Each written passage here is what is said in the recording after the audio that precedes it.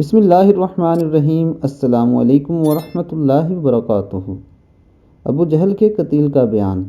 حضرت عبداللہ بن مسعود رضی اللہ تعالیٰ عنہ روایت کرتے ہیں کہ وہ بدر کے دن ابو جہل کے پاس اس وقت آئے جبکہ وہ دم توڑ رہا تھا۔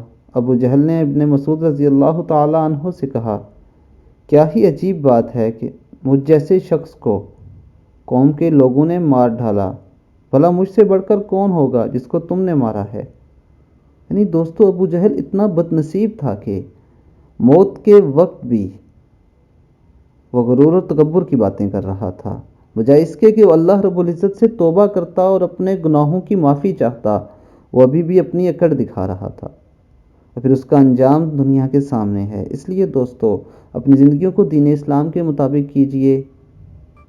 اللہ تعالیٰ سے یہ دعا ہے کہ اللہ تعالیٰ ہمیں دین اسلام کی خاطر مر مٹنے کا جذبہ نصیب فرمائے۔ السلام علیکم ورحمۃ اللہ وبرکاتہ۔